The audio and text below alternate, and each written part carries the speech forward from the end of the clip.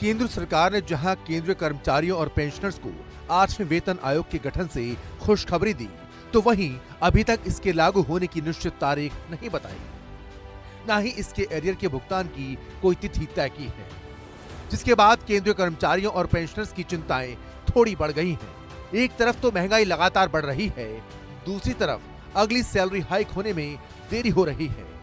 इसी बात से लाखों केंद्रीय कर्मचारी और पेंशनर्स चिंता में पड़ गए हैं। 8वें वेतन आयोग का मुद्दा संसद के शीतकालीन सत्र में भी गूंजा।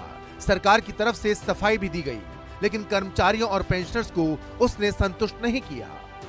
वित्त राज्य मंत्री पंकज चौधरी ने 8वें वेतन आयोग के सवाल पर जवाब दिया और कहा कि सरकार 8वें वेतन आयोग की सिफारिशें लागू करने की तारीख सही वक्त पर तय करेगी और इसके लागू होने पर फंड का भी इंतजाम सरकार तय वक्त पर कर लेगी।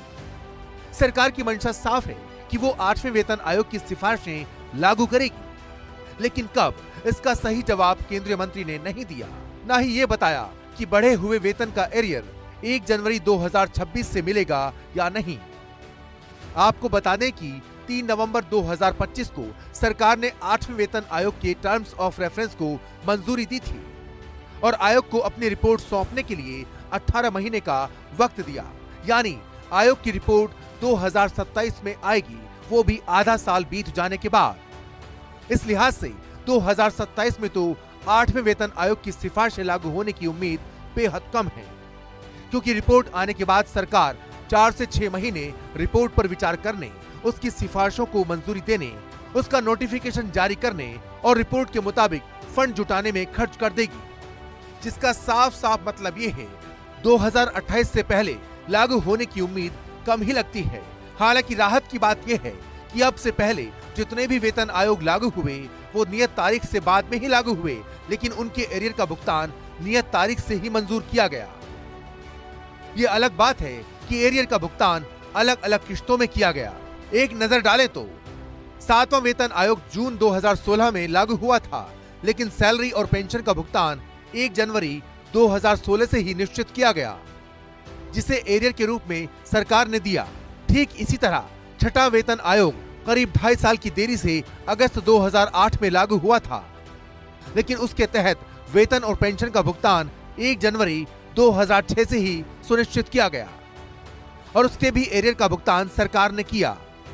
बात 5वें वेतन आयोग की करें तो 5वां वेतन आयोग भी देरी से, यानी जुलाई 1997 में लागू हुआ, लेकिन उसका भुगतान भी नियत तिथि यानी 1 जनवरी 1996 से ही सुनिश्चित किया गया और एरियर का भुगतान सरकार ने किया। कर्मचारी और पेंशनर्स इस बार भी सरकार से उम्मीद लगाए बैठे हैं कि उन्हें इस बार भी नियत तारीख से ही बढ़ी हुई सैलरी के एरियर का भुगतान किया जाएगा।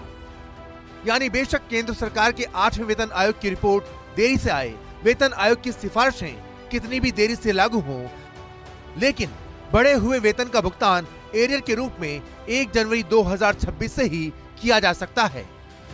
लेकिन सबसे बड़ा सवाल यही है कि सरकार इसे समय से लागू करेगी या नहीं। इस पर गौर करें तो सरकार आमतौर पर एरियर की गणना में हाउस रेंट अलाउंस यानी HRA को शामिल नहीं करती, क्योंकि इससे सरकार को बड़ी बचत होती है।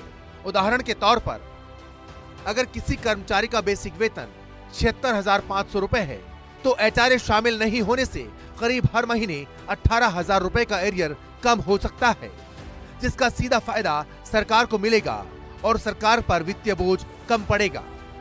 हालांकि कर्मचारी संगठन HRA को भी एरियर में जोड़ने की मांग कर रहे हैं, लेकिन इस पर सरकार की सहमति मुश्किल मानी जा रही है।